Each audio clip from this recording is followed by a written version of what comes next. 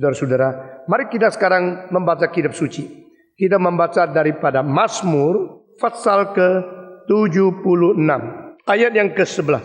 Sesungguhnya panas hati manusia akan menjadi syukur bagimu, dan sisa panas hati itu akan kau perikat pinggangkan. Mari kita membaca bersama-sama. Sesungguhnya panas hati manusia akan menjadi syukur bagimu, dan sisa panas hati itu akan kau perikat pinggangkan. Apa sih artinya ayat ini? Seperti tidak jelas. Tetapi ayat ini mempunyai signifikansi yang tidak ada pada ayat manapun di seluruh kitab suci, karena hanya satu kali. Sekali lagi, ayat ini artinya adalah kemarahan manusia akan menyempurnakan kemuliaanmu, tetapi kelebihan kemarahan kau akan hentikan. Ini artinya kemarahan manusia akan menggenapi, menyempurnakan kemuliaanmu, tetapi sisa-sisa kelebihan kemarahan yang tidak perlu kau akan berhentikan. Mari kita berdoa. Bapa di dalam surga, sekali lagi kami datang kepadamu. Kami sangat merindukan firman-Mu yang merupakan adalah cetusan isi hatimu, yang merupakan juga adalah tuturan-Mu untuk mendidik anak-anak-Mu.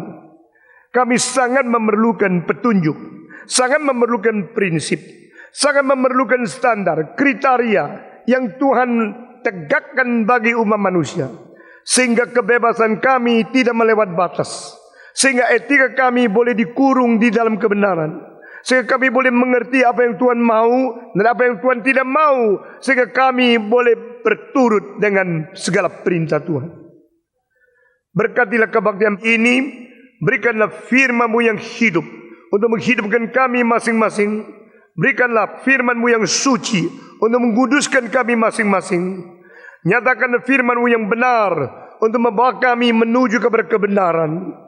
Oh Tuhan, kami menunggu, kami menanti, kami mengharap kiranya firman mengisi hati kami dan membawa kami menuju kepada hidup yang berkelimpahan, dan kami boleh sungguh-sungguh sesuai di dalam rencana Tuhan. Pakailah hamba-Mu yang hina ini, urapilah dia dengan Roh-Mu yang kudus, bersihkan dia dengan darah Yesus Kristus, sehingga mulut bibirnya boleh menyatakan firman-Mu yang mulia, firman-Mu yang suci, firman-Mu yang berkuasa untuk merombak hidup kami masing-masing.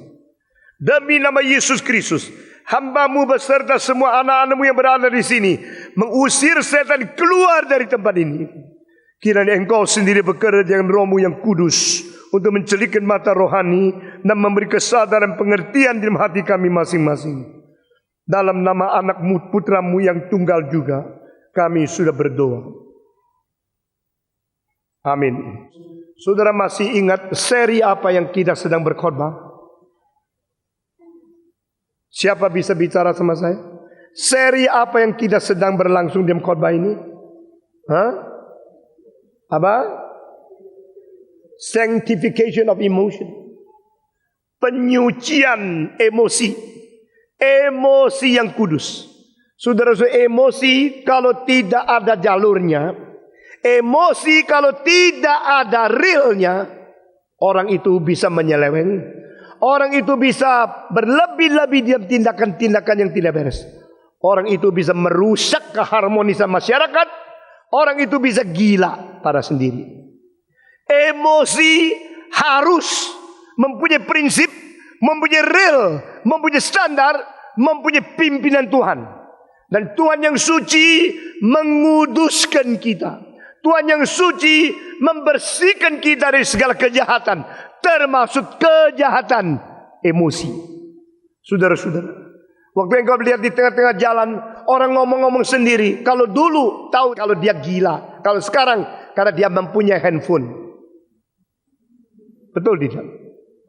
Ada handphone jadi kita kira orang dah gila. Kalau tidak kira gila, betul nggak? Bukan begitu, ngomong sendiri. Oh, ada handphone, ya sudah, ampuni dia. Kalau ada handphone kira-kira dia orang gila kan? Orang gila ngomong-ngomong sama sendiri, ketawa sendiri, nangis sendiri. Karena apa? Karena gila. Kenapa gila? Emosinya tidak terkontrol. Emosi perlu dikontrol. Emosi dikontrol oleh apa? Orang Greka mengatakan emosi dikontrol oleh rasio.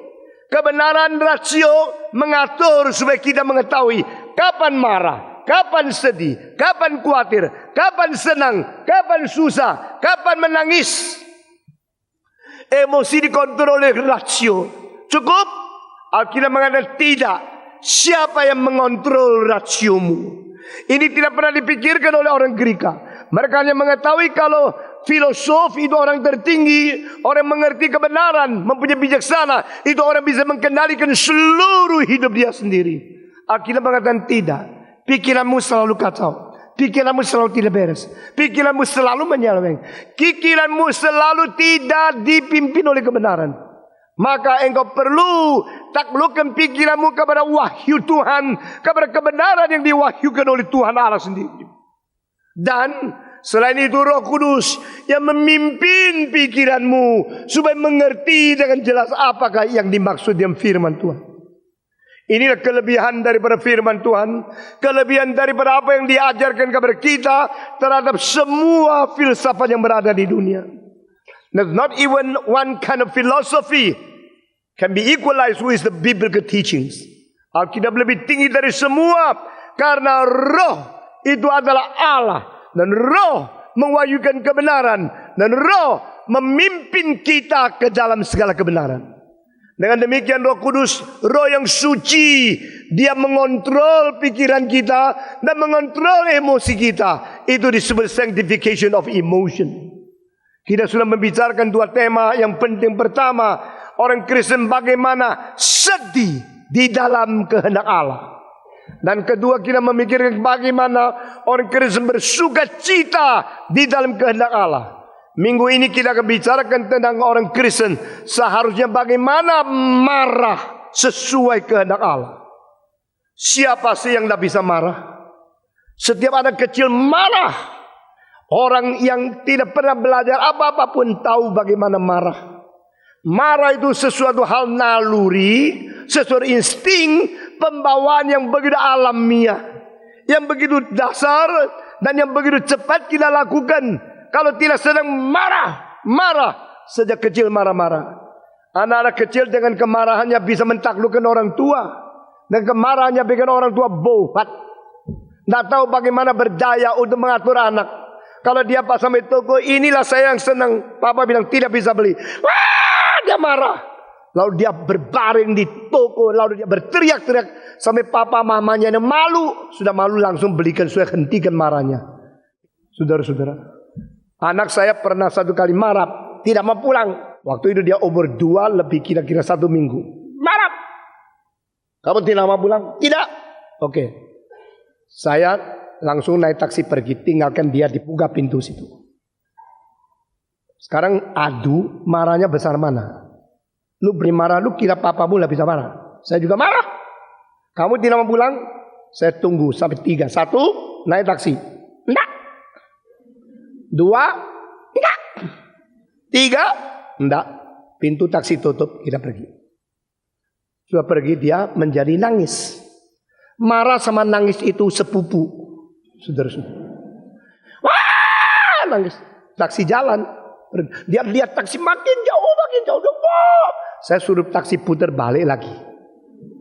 Nah, itu namanya marah tambah kasih. Dia marah tambah takut. Bedanya itu.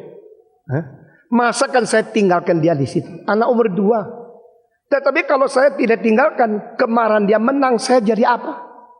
Setiap posisi kalau dilampaui dengan emosi yang tidak benar, harus pegang prinsip. Sehingga posisi yang ditetapkan oleh Tuhan tidak boleh diganggu. Posisi orang tua yang tidak dilampaui oleh anak tidak boleh diganggu. Apalagi dia masih kecil. Kalau karena dia marah, lalu engkau takluk kepada kemarahannya, engkau tidak mungkin lagi bisa menjadi ayah mendidik dia sesudah itu. Banyak orang tua gagal karena takluk kepada kemarahan anak-anak. Banyak orang tua salah karena dia kira dia dengan demikian mencintai anak, akhirnya robust chain of authority. Chain of authority itu status, sesuatu urutan otoritas. Suami, istri, anak, papa, semua itu mempunyai sesuatu chain of authority. Your position itu harus memelihara. Keep your position. Kalau tidak, seluruh keluarga dunia jadi kacau dan akan hari depan makin rusak. Saudara-saudara sekalian, setelah saya putar kembali, dia nangis di situ keras sekali. Mungkin polisi sudah mau datang kabar dia, orang lain tanya dia bohong, dia tak mau. Yang dia mau itu papa mama. Tetapi dia maunya papa mama takluk kabar dia, tidak bisa. Itu status tidak bisa robah. Saya ayahmu, saya orang tuamu. Sekarang saya berhenti lagi. Sekarang mau naik taksi tidak? Mau. Dia mau. Sudah dia mau, saya naikkan taksi. Digendong, disayang, enggak. Didiamin dulu. Sesudah itu, nanti sampai di tempat rumah, kita mulai bicara, salahmu apa? Dianalisa, dikasih tahu. Waktu itu dia berhenti emosi, bukan rasio, mengerti. Lain kali tahu dia harus bagaimana taat kepada orang tua. Mendidik anak tidak gampang. Setiap orang kalau menganggap anak itu mutiara, dia bisa merusakkan mutiara itu hanya karena terlalu sayang dan tidak ada prinsip. Saudara-saudara sekalian, siapa tidak bisa marah? Semua orang bisa marah. Sejak umur 2 kita sudah tahu teriak kita marah-marah. Marah kenapa? Kalau saya terus memikirkan marah itu sebab utama itu apa? Saya anggap ini memang merupakan sesuatu hal yang harus dicari. Kunci yang membuat manusia itu marah apa? Yaitu rasa sesuatu yang seharusnya sekarang sedang terganggu. Itu sebabnya kita marah. Semua kemarahan manusia berkait dengan prinsip ini. Saya rasa sesuatu yang diganggu. Saya tidak mau saya diganggu. Saya marah. Semua kemarahan berasal daripada prinsip ini. Tapi sesuatu itu apa? Sesuatu yang bikin rasa diganggu itu apa sebenarnya? Apakah sesuatu yang kau anggap diganggu itu sesuatu yang harus kau junjung tinggi sebagai sesuatu yang mutlak atau tidak? Kalau sesuatu itu tidak mutlak, engkau memutlakkan. Lalu engkau rasa yang kau anggap mutlak setelah diganggu, engkau telah menjadikan yang lain Tuhan Allah. Tidak benar. Saya percaya apa yang kita dengar hari ini tidak ada di buku manapun. Tapi ini begitu penting dan begitu umum, sehingga kita semua orang harus tahu. Saya rasa sesuatu yang berada di diriku itu diganggu. Sesuatu itu apa? Hakku. My right. My privilege. Hakku diganggu. Saya marah. Kalau demikian, apakah kaitan ini dengan Yesus mengatakan menyangkal diri? Tidak ada orang yang diganggu haknya lebih daripada Yesus Kristus. Dia adalah Allah. Waktu dia mentaati perintah daripada Bapa menjadi manusia, dia sudah kehilangan hak sebagai Allah. Hak sebagai Allah diganggu. Dia sekarang terbatas. Bayangkan yang menciptakan langit dan bumi yang tidak terbatas, sekarang menjadi daging yang hanya berapa puluh kilo. Dan dia harus jalan kaki di pinggir Galili. Yang menciptakan langit dan bumi, matahari, solar system, galaksi, seluruh bima sakti, seluruh alam semesta itu bikinan dia. Dan dia mesti angkat kaki satu persatu jalan di pinggir daripada pantai Galili. Dia harus capek. Dia harus aus. Sampai harus minta air kepada seorang perempuan yang tidak beres. Tolong kasih saya minum. Dia harus tidur di perahu karena terlalu. Siapa dia? Dia yang paling tidak terbatas. Allah menjadi manusia. Hak dia. Status dia bukan manusia. Dia adalah Allah yang menjadi manusia. Kenapa Yesus tidak rasa diganggu? Kenapa kita rasa diganggu? Karena kita memutlakkan hak kita. Padahal Yesus merelativisasikan hak kemulakan dia. Di situ bedanya. Ini namanya rohani. Orang yang rasa saya diganggu, saya dirugikan, saya di ini, saya terus marah-marah. Orang itu rohaninya belum cukup. Saudara-saudara, apalagi yang kau rasa sesuatu yang sedang diganggu itu sebenarnya tidak mutlak. Kau mutlakkan. Kalau kita memutlakkan tidak mutlak, kita pura-pura atau samar-samar tidak sesadar menjadi Tuhan Allah. Justru Tuhan Allah yang memang adalah Tuhan Allah, rela tidak memutlakkan diri, relativisasikan diri dan inkarnasi ke dalam dunia. Sehingga dia membuang hak. Hak terbesar adalah hak menyerahkan hak. Ini kalimat diambil daripada intisari seluruh berita yang Paulus katakan di 1 Korintus pasal 9. Lalu ini menjadi satu kalimat dari satu buku Have We No Right yang ditulis oleh profesor saya, yang menjadi buku pedoman bagi semua kandidat misioneri yang mau mengabar Injil ke seluruh dunia yang masuk dan gabung ke dalam OMF. Mereka harus baca buku itu, Have We No Right? Dan dalam kalimat itu Mabel Williamson mengatakan, the greatest privilege and the greatest right of a man is the right to give up his own right. Hak paling besar yang diberikan kepada seseorang yaitu dia rela memberikan hak. Inilah hak dia yang paling besar. Hak yang rela memberikan hak. Semua percekcokan, semua perselisihan, semua perkelahian, semua peperangan karena mempertahankan hak saya. Jangan ganggu hak saya.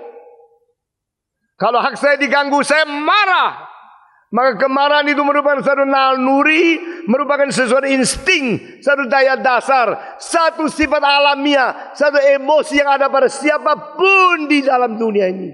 Siapa sih yang tidak bisa marah?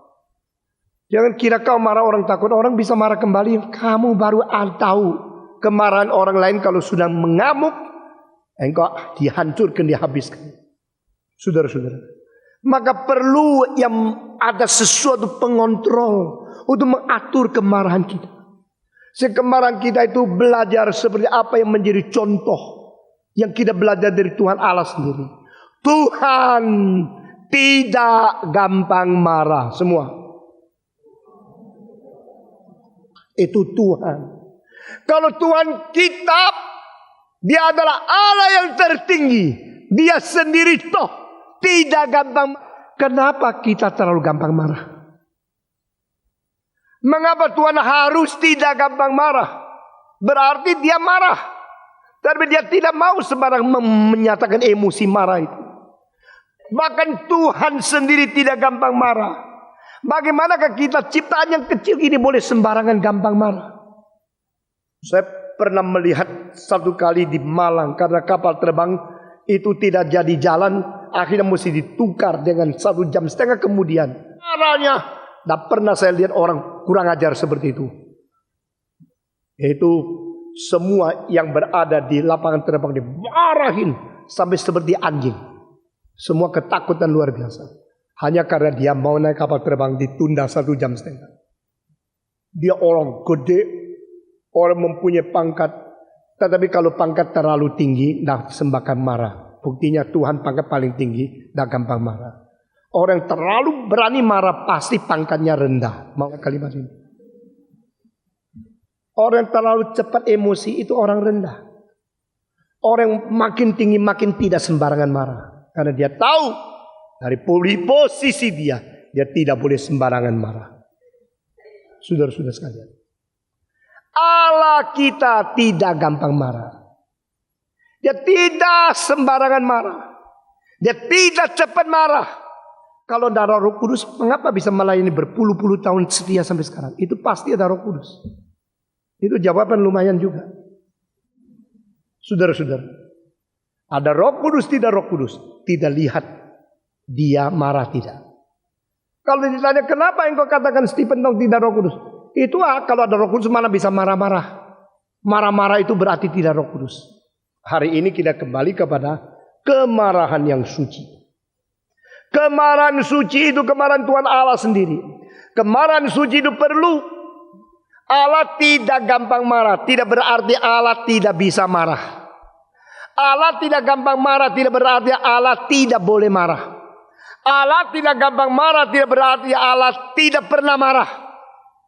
Allah tidak gampang marah berarti Allah marah Tetapi Allah tidak sembarangan, tidak mudah, tidak terlalu cepat marah. Kemarahan Allah itu sudah hak dari otoritas yang tertinggi. Dan dia sendiri adalah otoritas itu. Sekaligus dia sendiri adalah prinsip itu. Tadi saya tanya, apa sih yang menjadi prinsip sesuatu yang engkau rasa terganggu sehingga engkau marah? Kalau itu sesuatu terganggu engkau marah, coba selidiki sesuatu itu apa. Sesuatu itu adalah prinsip yang tidak boleh salah. Sesuatu itu adalah prinsip kebenaran yang tidak boleh dikorbankan atau dikompromikan. Dan justru prinsip itu adalah prinsip dari Tuhan Allah sendiri. Allah sendiri mempunyai prinsip tertinggi, sehingga yang ganggu itu berarti mengganggu kebenaran. Kalau kebenaran diganggu, kebenaran itu kacau, kebenaran itu akan marah. Karena dia kebenaran yang tidak boleh dikacaukan.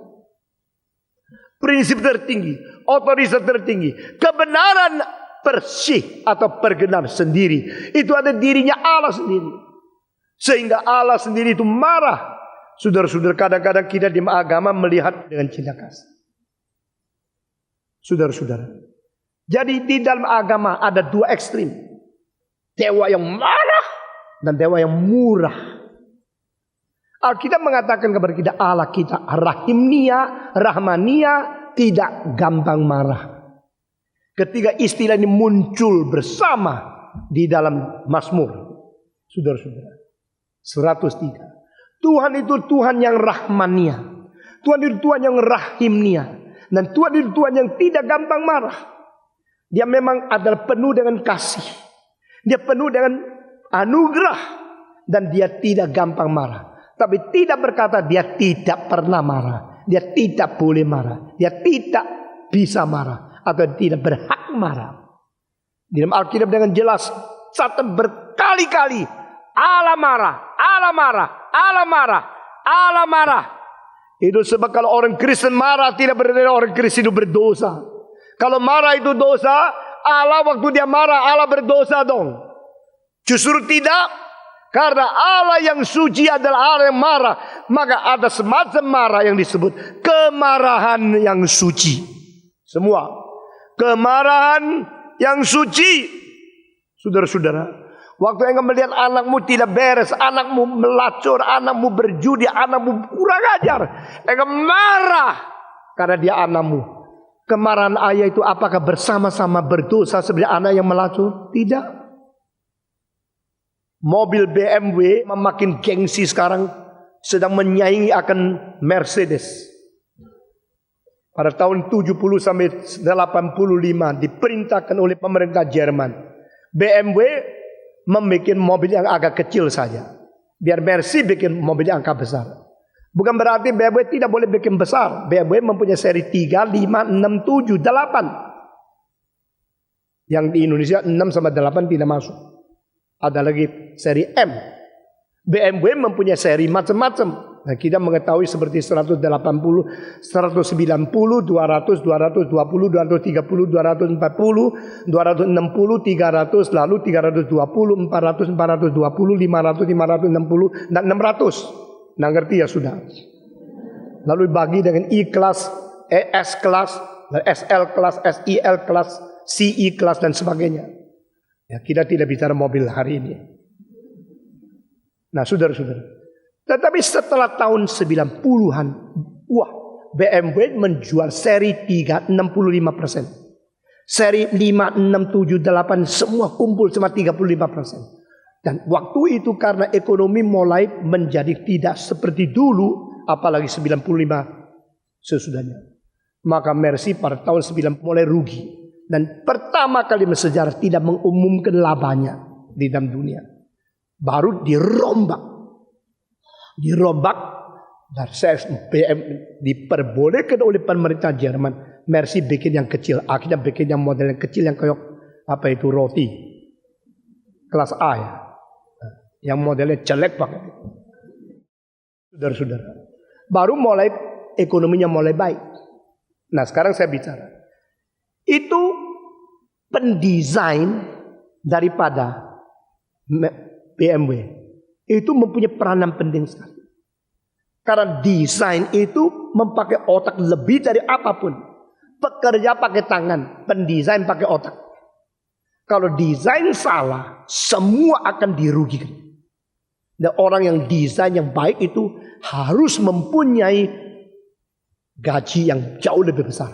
Yang menentukan itu hari depan ekonomi seluruh pabrik itu adalah desainer. Jadi kalau bangunan desainnya baik, besok pakainya enak.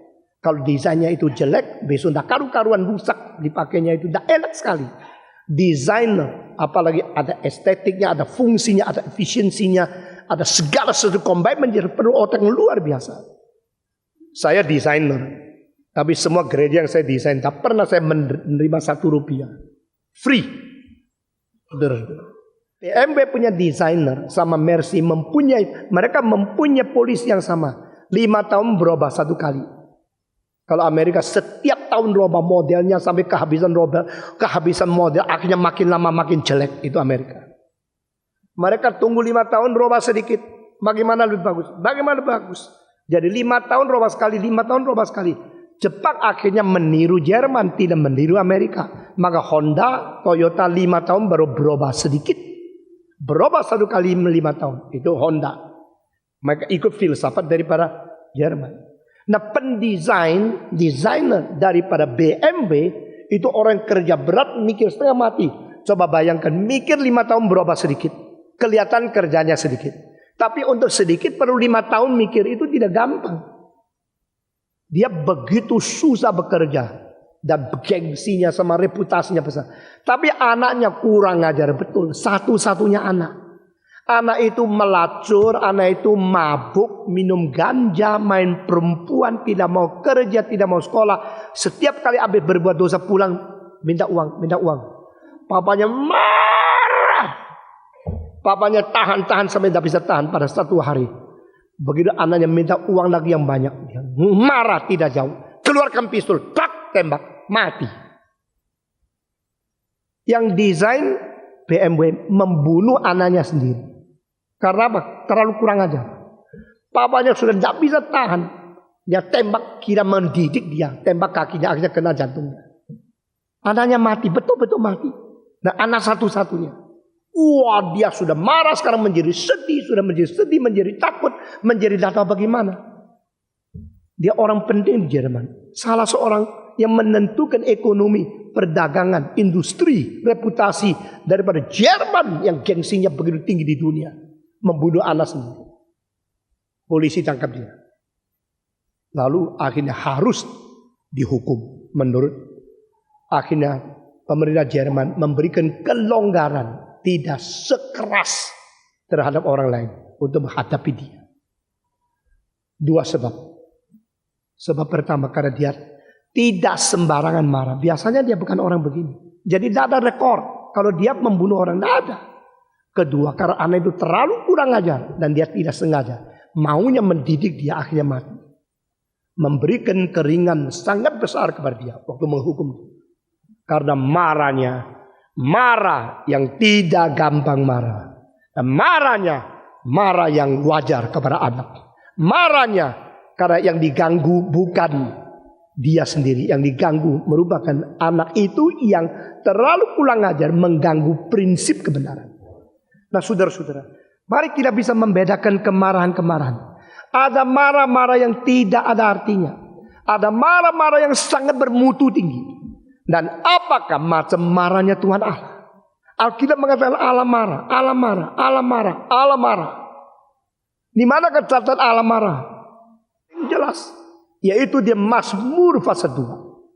Allah di tengah kemarahan besar, dia mengkagetkan musuhnya. Karena musuhnya bersekutu, mereka bersatu bersama untuk melawan urapan daripada Tuhan Allah kepada anaknya. Mari kita membaca Mazmur pasal kedua.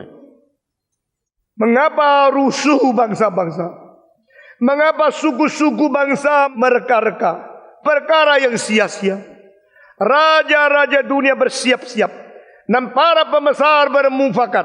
Bersama-sama melawan Tuhan. Dan yang diurapinya.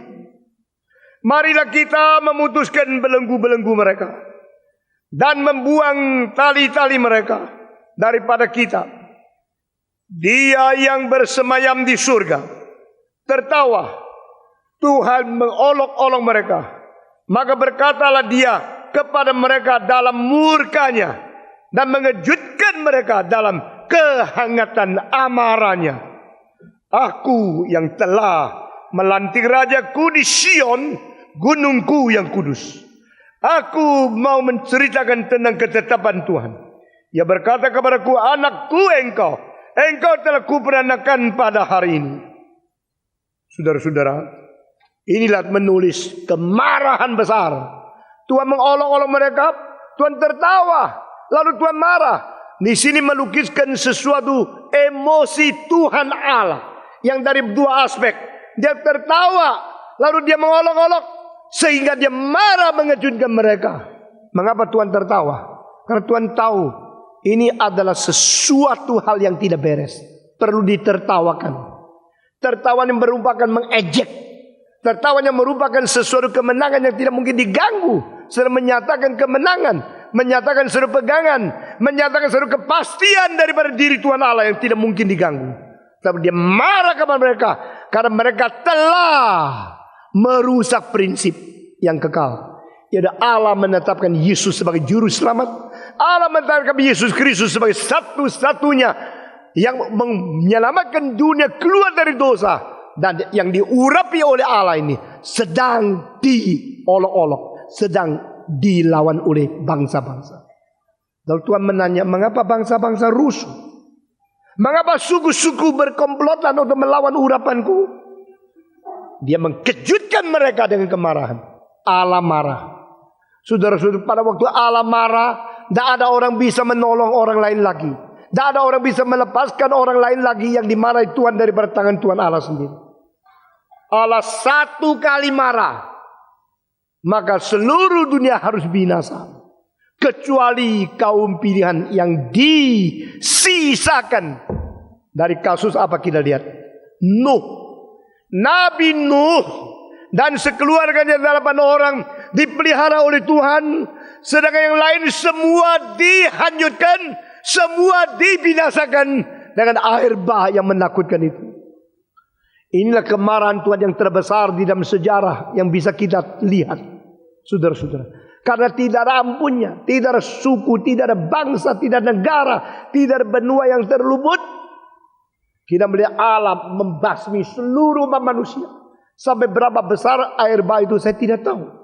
Tapi saya berani katakan di mana ada manusia di situ air bah tiba.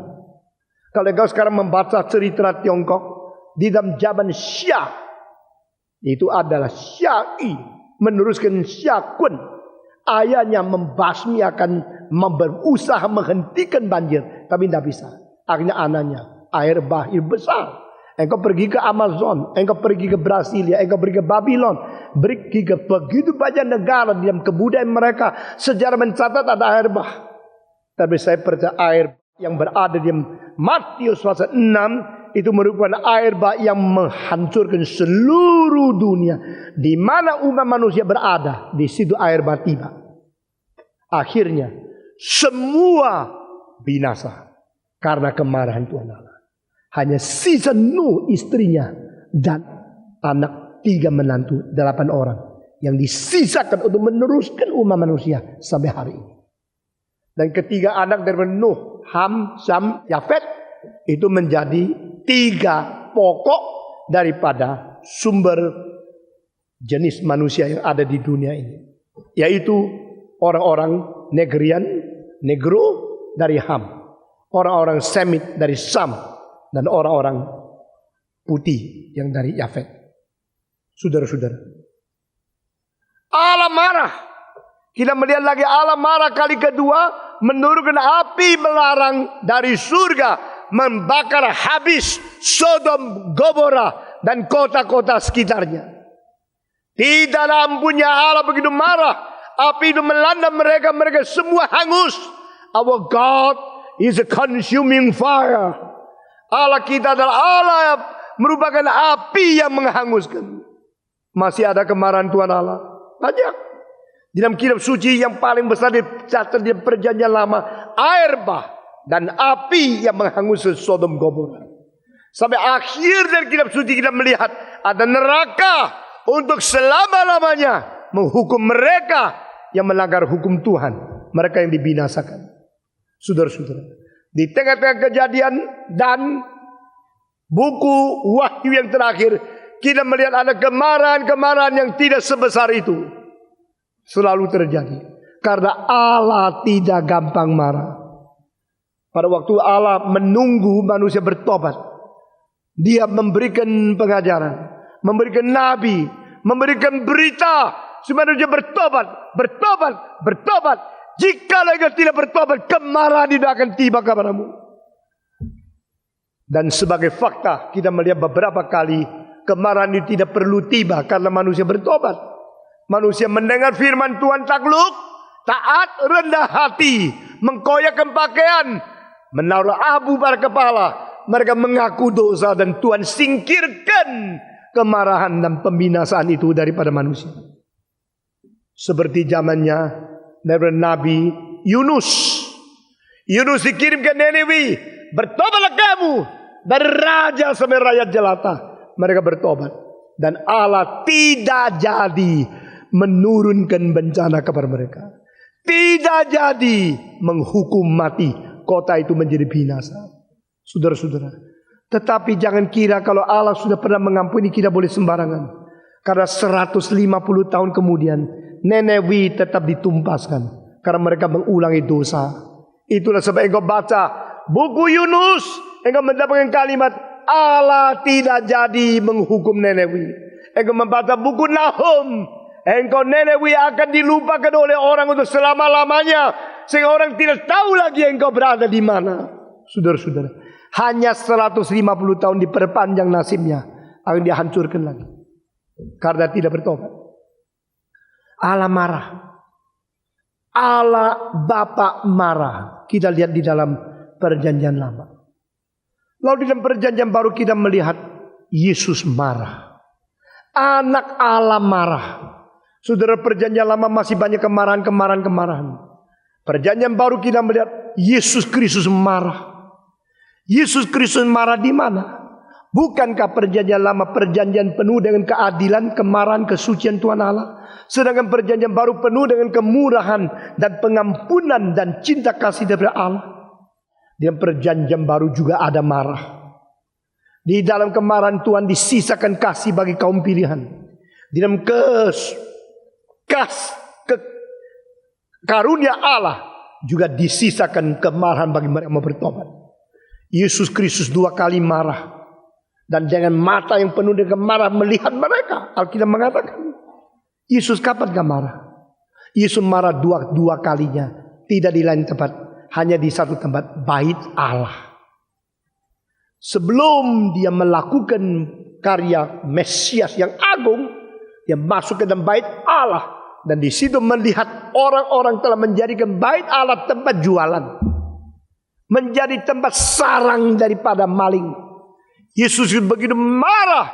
Yesus usir mereka pedagang-pedagang keluar daripada bait Allah. Dan Yesus Kristus mengusir mereka penukar uang daripada bait Allah. Juga mengusir mereka yang menjualkan sapi, menjualkan akan burung-burung dan sebagainya. Keluar dari sana. Jangan jadikan bait Allahku sarang daripada penyamun. Oh, dia pakai kalimat yang keras kan. Dia pakai kalimat yang sangat sulit didengar. Yesus marah dan mereka dikeluarkan. Waktu Yesus mendorong, mengeluarkan mereka, saudara perhatikan, dia bukan marah secara tidak ada akal. Dia marah yang dikontrol oleh akal dan kebenaran. Dia marah tapi tetap ada prinsip yang penting. Bagaimana kita mengetahui? Dia menjatuhkan semua uang daripada orang yang tukar uang. Ini namanya foreign exchange. Saudara-saudara, dijatuhkan, tumpaskan mejanya. Dan bagaimana? Dia mengusir binatang keluar. Dan dia tidak lepaskan burung-burung dari kandang. Kalau burung sudah dilepas dari kandang, tidak bisa kembali.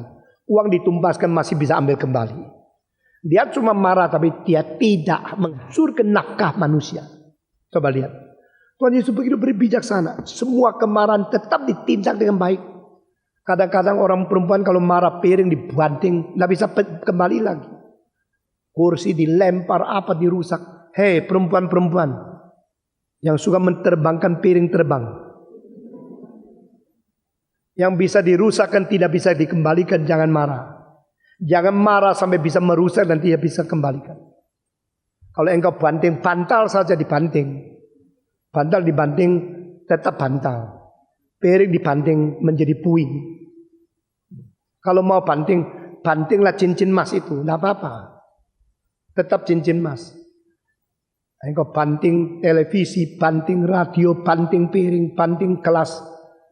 Akhirnya sudah hancur, taunya cuma nangis. Yesus dalam kemarahan masih mengontrol emosi. Apa yang boleh, apa yang tidak boleh. Dia betul-betul berbijaksana. Saudara-saudara sekalian, anak marah, bapak marah. Siapa bilang orang Kristen tidak boleh marah? Siapa bilang marah itu sama berarti tidak ada Roh Kudus? Siapa bilang marah itu berarti berdosa? Kalau marah itu berdosa, berarti Allah yang marah juga Allah berdosa. Kalau marah itu berdosa, berarti anak Allah itu marah, maka dia berdosa juga.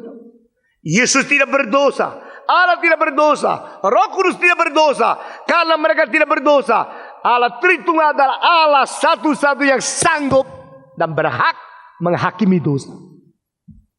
Maka marah itu bukan dosa. Tapi marah yang bukan dosa itu marah bagaimana? Roh Kudus marah tidak? Marah. Dari mana tahu Roh Kudus marah? Waktu Ananias dan Safira, dua orang menipu Rasul. Petrus mengatakan, setelah tanah dijual, bukankah uang itu milikmu sendiri? Engkau berhak menggunakan uang itu atas kemauan sendiri. Tapi mengapa engkau menipu, memberikan laporan yang tidak beres? Engkau bukan menipu kepada manusia, engkau menipu kepada Allah. Engkau bukan berkata bohong kepada manusia, engkau bohong terhadap Roh Kudus. Di situ satu kali kita melihat Roh Kudus itu Allah. Allah itu Roh Kudus. Dan kedua, karena engkau menipu Roh Kudus, langsung kemarahan Roh Kudus tiba kepada dua orang. Ananias dan Safira langsung jatuh. Sesudah jatuh, langsung mati, putus napas dan disingkirkan. Engkau bilang kaget, terus jantungnya kumat. Orang yang jantung kumat mati barengan suami istri, tidak ada. Yang satu saat dua-dua mati serentak pada detik yang sama, itu tidak mungkin. Kecuali kemarahan Tuhan tiba kepada mereka. Karena melayani dengan tidak jujur. Melayani dengan uang yang tidak beres. Melayani dengan laporan yang palsu. Saudara-saudara. Sehingga Tuhan marah. Safira mati saat itu. Ananias mati saat itu. Dua orang jatuh. Dua-dua mati. Roh Kudus marah. Allah Bapa marah, Allah Anak marah, Allah Roh Kudus marah. Ini Alkitab. Bagaimana dengan manusia? Oh, sebelum saya Kristen saya marah-marah. Sekarang saya Kristen saya senyum-senyum. Saya benari senyum kayak orang gendeng. Tidak. Orang Kristen pun pada saat tertentu bukan bisa marah, harus marah. Orang Kristen pada saat tertentu bukan saja bisa marah, perlu marah. Kalau pada saat perlu marah kita tidak marah, kita berdosa. Pada saat tidak perlu marah, kita juga berdosa. Ini ajaran Alkitab. Di mana Alkitab mengajar kita boleh marah? Saudara tadi baca ayat yang penting sekali. Mazmur 76 ayat 11. Kemarahan manusia akan menggenapi kemuliaan Allah. Dan kelebihan marah yang tidak perlu akan dihentikan oleh Tuhan Allah sendiri. Saya heran. Waktu saya umur belasan saya dapat ayat ini. Saya seluruh kitab suci tidak pernah diulangi lagi. The only time mention about the wrath of man, anger of man. Martin Luther pernah mengatakan satu kalimat. Saya kaget luar biasa. I never work better than when I was inspired by anger. Saya tidak pernah kerja lebih baik daripada saat saya diinspirasikan oleh kemarahan yang suci. Kalau aku selagi ngamuk, kerjaanku beres luar biasa. Karena kemarahan itu kemarahan suci. Saudara-saudara, kadang-kadang kita terlalu banyak cinta kasih, bikin ngawur, bikin salah, bikin susah, tidak apa-apa. Tidak apa-apa, pokoknya Tuhan penuh dengan kasih sayang. Itu yang merusak gereja. Hah? Sekarang kalau di kantor, lebih keras daripada kantor di gereja. Orang usahawan di luar lebih ketat daripada orang Kristen. Karena orang Kristen tahunya Allah itu penuh cinta kasih. Mari kita kasih, mari kita ampuni. Bukan tidak ampuni, tapi kita tidak mempunyai prinsip, tidak boleh. I never work better than when I was inspired by the holy anger.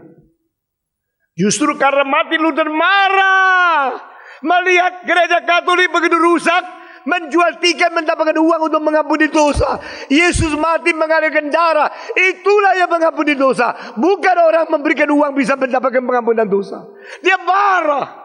Setelah Martin Luther marah, dia bikin reformasi. Api itu menghanguskan kesalahan-kesalahan.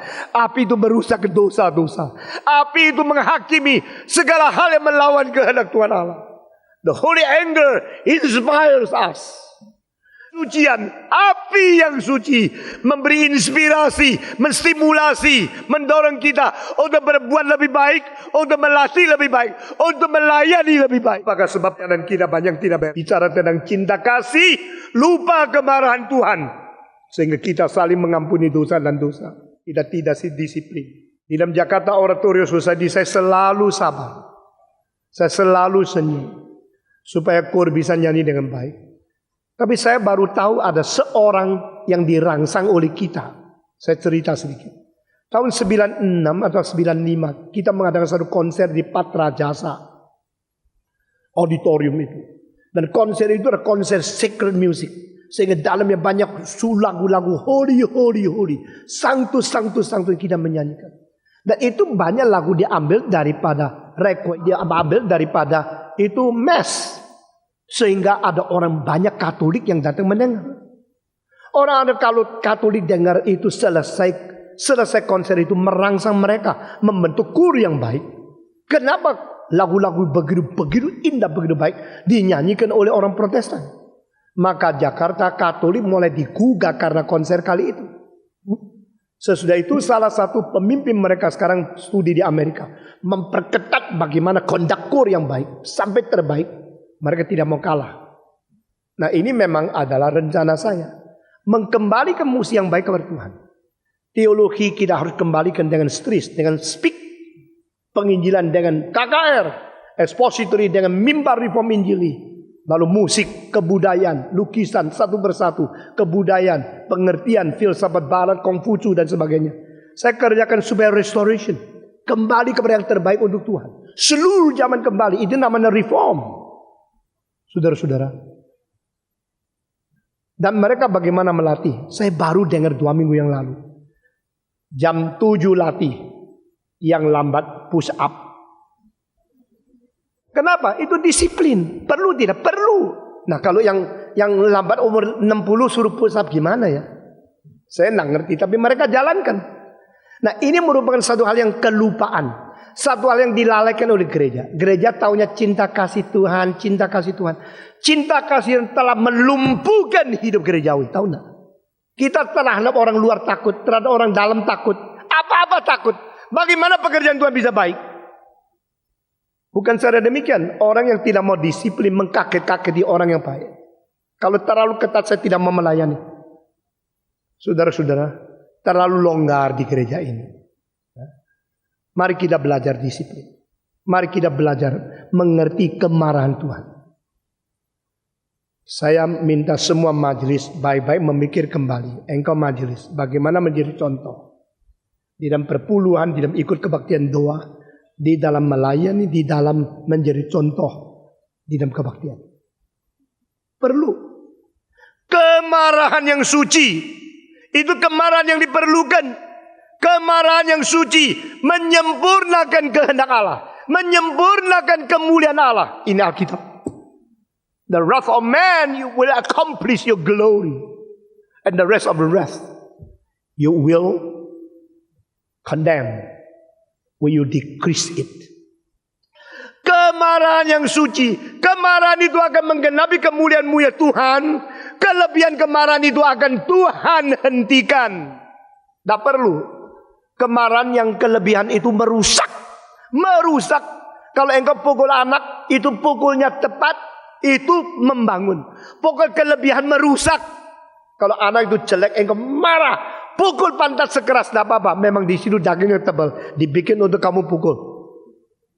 Tapi kalau kamu pukul telinganya sampai dia tuli, itu kelebihan kemarahan. Tuhan akan hentikan. Ini kita mengerti, ada batasnya. Perlu marah enggak? Perlu. Pentinglah, penting. Kemarahan itu menyempurnakan kemuliaan Tuhan Allah. Perlu. Baik, penting sekali.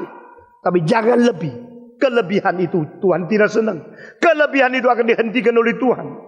Saudara-saudara sekalian, sekarang kita mau melihat dua orang yang penting menyatakan kemarahan. Satu adalah Musa di perjanjian lama, satu ada Paulus di perjanjian baru. Musa marah bagaimana? Musa marah lalu dia membanting dua loh batu yang menampung tulisan tangan Tuhan Allah sendiri. Dihancurkan, dibikin pecah. Marahnya besar sampai begini. Engkau berani merobek surat yang ditulis oleh presiden? Nggak berani kan? Ini tulisan presiden. Masa dibanting? Masa dirobek? Tulisan Allah. Musa berani banting. Waktu itu dia marah. Dia sudah tidak bisa tahan. Dia melihat, saya bukankah yang mengajak engkau keluar dari Mesir untuk menyembah kepada Allah yang sejati, supaya engkau meninggalkan semua idola, meninggalkan semua dewa, meninggalkan segala patung berhala, percaya kepada Allah yang sungguh-sungguh. Justru aku mengajar engkau tentang Allah yang sejati. Sekarang engkau di hadapan saya bikin lembu emas, menyembah kepada lembu emas. Maka inilah Yehova yang mengeluarkan kita, memimpin kita keluar daripada Mesir. Begitu besar engkau menghujat Tuhan Allah. Musa marah membanting kedua loh batu, 10 hukum itu sampai hancur semua. Pada waktu itu saya mau tanya, kemarahan yang begitu besar, apakah mengakibatkan Allah marah kepada Musa? Tidak. Justru tidak. Kenapa ya? Mengapakah waktu Musa begitu marah sampai itu 10 hukum dihancurkan, Allah tidak marah? Karena waktu Musa marah, tepat marahnya sinkron sama marahnya Tuhan Allah. Podo-podo marah. Waktu Tuhan marah, Musa marah. Kalau waktu Tuhan marah, Musa sama-sama waktu marah. Kemarahan itu menjadi kemarahan yang menyempurnakan kemuliaan Allah. Mengerti maksud saya? Marah saat Tuhan marah. Marah sesuai kemarahan Tuhan. Marah sama standar dengan standar Tuhan. Marah menurut prinsip Tuhan. Marah menurut arah kemarahan Tuhan. Waktu Tuhan Allah marah kepada Israel, Musa juga marah kepada orang Israel. Musa menjadi rekan Allah yang paling baik. Di situ rahasia pelayanan. Mengapa pelayanan kita itu melayani tapi tidak diperkenan?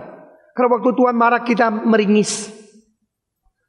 Satu kali saya khotbah dengan serius sekali, marah-marah, mukanya dengan serius. Yang terjemahkan ketawa-ketawa, saya jengkel sekali. Tuhan akan menghukum kita. Dia menjawab, Tuhan akan menghukum kita. Dia menerjemahkan dengan ketawa-ketawa. Terus saya lihat ini orang tidak beres.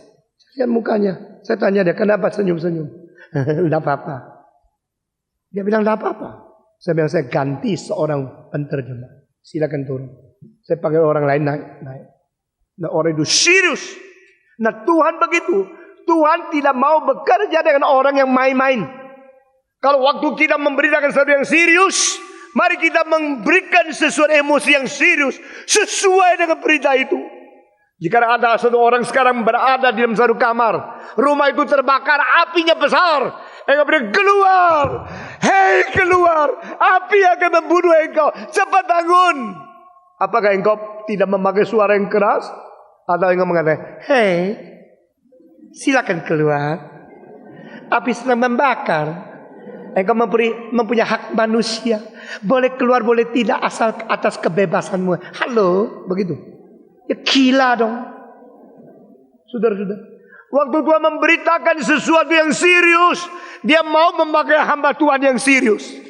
Waktu Tuhan memberitakan sesuatu peringatan, dia mau hamba Tuhan itu emosi yang memberikan peringatan. Ini satu dalil yang gampang sekali. Bolehkah saya mengatakan tentang cinta Tuhan dengan marah-marah? Tidak boleh. Bolehkah saya mengatakan tentang kemarahan Tuhan dengan senang-senang? Tidak boleh. Bolehkah saya memberitakan neraka dengan senyum-senyum? Tidak bisa. Boleh saya membicarakan tentang penghiburan Tuhan dengan marah-marah tidak karuan? Tidak bisa. Pada waktu umur 20 lebih, saya dengar Andrew G berkhotbah. Selesai dengar khotbah dia, saya masuk kamar, saya lutut, saya berdoa. Tuhan, jadikan saya seorang hamba Tuhan. Waktu Engkau marah, saya marah. Waktu Engkau sedih, saya sedih. Waktu Engkau memberitakan kesukaan, saya bersukacita. Waktu Engkau memanggil saya mengikuti jejak kakimu, saya sadar emosi. Akibatnya adalah waktu aku menghibur orang dapat hiburan, waktu aku menegur orang dapat teguran, waktu aku menghakimi orang merasa penghakiman Tuhan itu tiba. Waktu aku memanggil orang datang kepada Tuhan, orang itu keluar, rasa dipanggil Tuhan. They realize God is here. You are His servant. They realize the synchronization of your emotion and God's emotion. Emosimu sama emosi Tuhan ini sinkron. Saudara-saudara. Satu gerakan bisa sukses karena ada sinkronisasi. Waktu Allah marah, saya marah. Waktu saya marah, hamba-hamba Tuhan yang melayani bersama saya marah bersama-sama. Tapi kalau kita tidak sinkron, satu marah, satu senang, satu menegur, satu menghibur, satu memberi peringatan, satu mengatakan tidak apa-apa, rusak. Apa bedanya dengan pendidikan keluarga? Kalau seorang ayah mengatakan tidak boleh, seorang ibu mengatakan apa-apa kok, anak itu rusak. Orang kalau bilang pasti Stephen sangat otoriter, saya bilang tidak. Saya minta sinkronisasi. Saya minta semua hamba Tuhan sinkron di dalam pelayanan ini. Tidak peduli engkau berapa pintar khotbah, berapa hebat, berapa banyak titel. Mari kita sehati melihat emosi Tuhan. Emosi Tuhan yang menjadi patokan emosi kita. Emosi Tuhan yang memimpin emosi kita. Waktu Tuhan marah, mari kita marah. Waktu Tuhan sedih, mari kita sedih. Waktu Tuhan bersukacita, kita bersukacita bersama-sama. Waktu Tuhan menegur, kita tidak menghibur. Saudara-saudara, kemarahan manusia akan mengenai kemuliaan Tuhan Allah. Kelebihan kemarahan manusia akan menjadi sesuatu yang dihancurkan oleh Tuhan. Jangan main-main. Saudara-saudara, kemarahan yang suci untuk mendidik itu perlu. Tapi sekarang kemarahan yang kelebihan itu kemarahan apa? Kemarahan kebencian. Tahunya kalau saya diganggu saya benci. Saudara-saudara, hari saya memikirkan 3 macam gangguan. Pertama, hakku diganggu, saya marah. Kedua, prinsip kebenaran diganggu, saya marah. Ketiga, Allah dan rencananya diganggu, saya marah bagi Tuhan Allah. Ini 3 macam tingkatan kemarahan. Tingkatan kemarahan rendah yang paling hina, yang tidak berarti, itu hakku diganggu, saya marah. Kenapa engkau ganggu saya? Sampai saya rugi, sampai saya kurang makan, sampai saya susah, sampai saya begitu rasa kerugian. Engkau marah karena hakmu diganggu. Saudara-saudara, itulah kemarahan anak-anak. Tapi prinsip yang penting, prinsip keadilan, prinsip kesucian, prinsip kebenaran. Kalau itu diganggu saya marah. Berarti saya terlepaskan diriku daripada keuntung kerugianku. Tapi kita memikirkan seluruh prinsip kemanusiaan itu harus dijaga. Ini orang agung. Dan Paulus sama Musa adalah 2 hamba Tuhan. Bukan marah karena diri mereka diganggu. Mereka marah karena prinsip Alkitab diganggu. Dan mereka marah karena Allah diganggu. Paulus berkata di 2 Korintus pasal 11. Aku mempunyai kecemburuan kepadamu. Sama seperti kecemburuan yang ada pada Allah. Nah dia sekarang sinkron. Sinkron dengan Tuhan Allah. Sehingga pada waktu Allah melihat anak-anaknya kurang ajar, Allah marah. Dan Paulus berkata, aku marah seperti Tuhan Allah. Karena aku sudah menjodohkan kamu kepada Tuhan Allah. Di dalam Kristus. Sama seperti menjodohkan seorang mempelai perempuan kepada seorang mempelai laki-laki. Supaya kamu setia, sehati. With your simplicity, one-hearted. You be faithful to Jesus Christ. Engkau harus setia kepada Kristus. Mempelai laki-laki dengan sehati mencintai dia. Jangan-jangan engkau seperti ular yang sudah membelengkokkan, sudah menyelewengkan Hawa daripada hati yang jujur. Akhirnya dia jatuh di jerat dosa. Saudara-saudara, Tuhan mau kita setia kepada dia. Jadi kalau seorang hamba Tuhan marah karena orang Kristen tidak setia kepada Tuhan, kemarahan dia, kemarahan yang paling bermutu. Kemarahan dia, kemarahan sesuai dengan Allah. Sekarang mari kita menerapkan semua prinsip ini ke dalam hidup kita masing-masing. Di dalam mendidik anak, di dalam bergaul, di dalam berdagang, di dalam persekutuan, di dalam hidup gerejawi. Mari kita belajar bagaimana mengerti bagaimanakah marah yang benar, marah yang suci, marah yang adil, marah yang bersinkron dengan kemarahan Tuhan. Saudara-saudara, bangsa ini harus dididik bagaimana marah. Bukan marah karena diri, marah karena kebenaran. Mengapakah pada waktu begitu banyak prinsip keadilan diinjak-injak oleh orang-orang yang melakukan hukum, kita tidak marah. Tapi waktu kita miskin, kita menjadi marah. Karena kita belum dididik bagaimana mensinkronisasi kemarahan kita dan kemarahan Tuhan yang agung. Kiranya Tuhan memberkati kita, mendidik kita menjadi orang yang mengetahui lebih bagaimana harus marah sesuai kehendak Tuhan. Mari kita berdoa. Bapa terima kasih, Bapa terima kasih, Bapa di dalam surga, ku beri terima kasih. Kita tenang sejenak.